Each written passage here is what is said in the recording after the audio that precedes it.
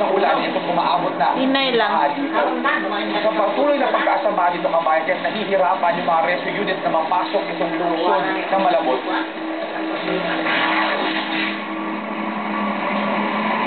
Hindi pa man nakakarating ng monumento, napapasuko na ang mga sasakyan sa lalim ng baha sa EDSA.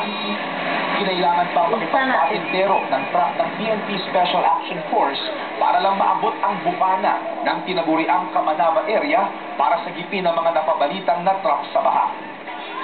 Pero oras ang binila dahil sa ginawang pasikot-sikot ng truck, makalusot lang sa mga binahang kalsada.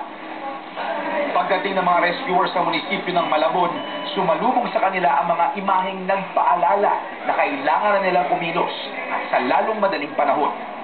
Ang mga residenteng nauna nang nailigtas, nanginginig na sa lamig dahil sa ilang oras na nakababad sa baha.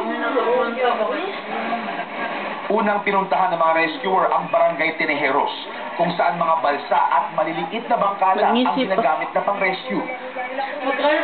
Ganito kataas yung baha ngayon dito sa Barangay Tinejeros dito sa Malabon.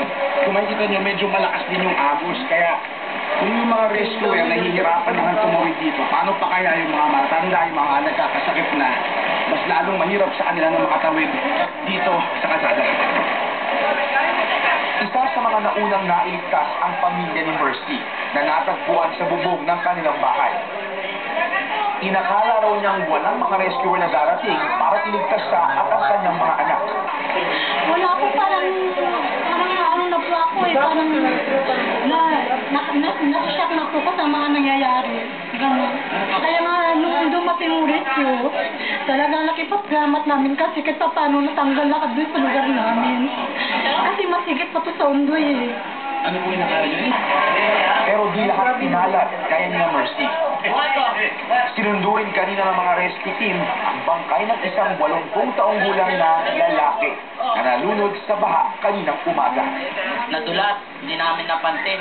Nung hinanap namin, nandun na sa nakalaro sa ilalim na ng tubig. Nung dinampot ng mga kapatid ko, wala na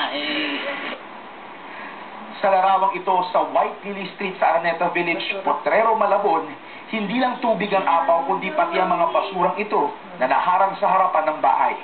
Nagdeklara na ng state of emergency ang lungsod dahil sa ilang barangay na ang binaha at marami ay nakulong sa mga bahay. Kagabi, nagpapa-evacuate tayo nga, madami pa matitingin sa mundo, ayaw umalis. Ngayon, gusto nila umalis na. So sabay-sabay, kaya nahirapan tayo ngayon. Karagdagang rescue team ang kailangan ng Malabon ngayon para tugunan ang walang tigil na panawagan ng saklolo. Kabayan, malakas ng ulan dito, madilim na at patuloy tumataas yung tubig baha dito. Pero hindi pa rin daw titigil ang rescue team.